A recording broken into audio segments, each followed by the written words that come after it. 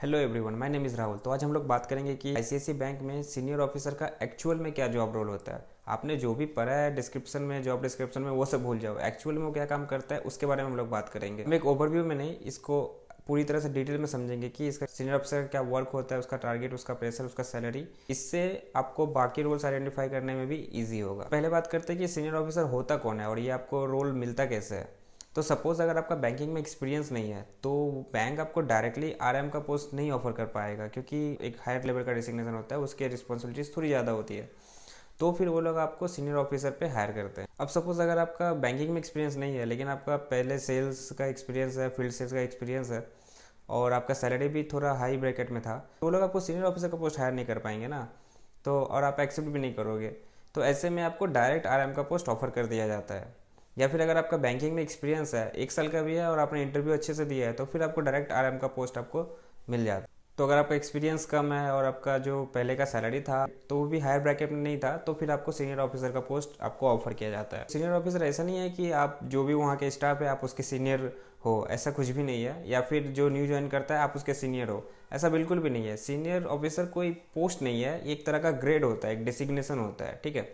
आप senior officer को as a sales officer समझ लो, ये सेल्स का ही काम होता है, सेल्स ऑफिसर जैसा ही होता है। तो सीनियर ऑफिसर का क्या काम होता है बैंक में या फिर फील्ड में? तो मेनली जो इसका काम होता है एनसीए का होता है, मतलब न्यू कस्टमर एक्विजिशन। आपको नया कस्टमर को एक्वायर करना पड़ता है। आपको कस्टमर का savings account, current account, credit cards, loan, personal loan या फिर एफडीज वगैरह आपको करवानी पड़ती है। अब ऐसा नहीं है कि आपका जस्ट पोस्टिंग हुआ है और आपको डायरेक्ट ही आपको सेल करने भेज दिया जाए या फिर आपको प्रेशर दिया जाए सेल करने के लिए। तो ऐसा नहीं होता है, आपको पहले टाइम दिया जाता है, क्योंकि आपका 15-20 दिन तो आईडी, पासवर्ड और बाकी चीज़ें को समझने में ही आपका चला जाएगा। तो वो लोग भी समझते हैं इस चीज़ को, आपको डायरेक्ट नहीं दिया जाएगा प्रेशर। तो पहले आप काम को सीखिए, जब लगेगा कि हाँ आप अब रेडी हो तो फिर वो लोग आपको एक्सपेक्ट करते हैं कि आप कुछ बिजनेस लाके। तो ऐसा नहीं है कि बैंक आपका 9 बजे खुला है तो आपको 9 बजे से लेकर 3 बजे तक बैंक में रहना है, ब्रांच में रहना है। उसके बाद 3 बजे के बाद फिर आपको 6 बजे तक फील्ड में रहना है। तो ऐसा नहीं होता है, ये डिपेंड करता है आपका ब्रांच मैनेजर के ऊपर और वो आपको कैसे यूटिलाइज़ करता है।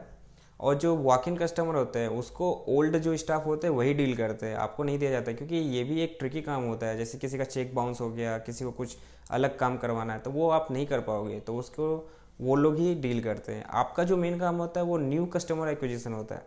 जो वॉक इन कस्टमर होता है वो तो ऑलरेडी आ ही रहा है, लेकिन आपका जो काम है वो न्यू कस्टमर को लाना होता है। तो अगर आप ब्रांच में बैठे हो तो न्यू कस्टमर को आप कितना एक्वायर कर पाओगे? तो आप नहीं कर पाओगे, आपका टारगेट फिर आप मीट नहीं कर पाओगे। तो उसके लिए आपको फील्ड में जाना ही पड़ता है।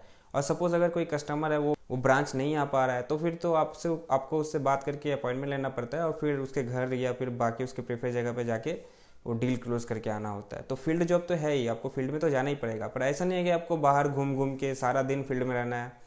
ये आपका डिपेंड करता है कि आप अपने काम को कैसे यूटिलाइज़ कर रहे हो, आपका मैनेजर आपको कैसे यूटिलाइज़ कर रहा है, इस पर डिपेंड करता है। तो ऐसे रास्ते में घूम घूम के आपको सेल नहीं करना है। आपको लीड मिलता है, एक अच्छा लीड, जो कस्टमर्स होते हैं बैंक के ही होते हैं, उसको क्या कुछ और फीचर्स लगेगा, फिर आप बात करते हो, फिर उसके घर जाते हो, फील्ड पे जाते हो, डील करते हो, क्लोज करते हो।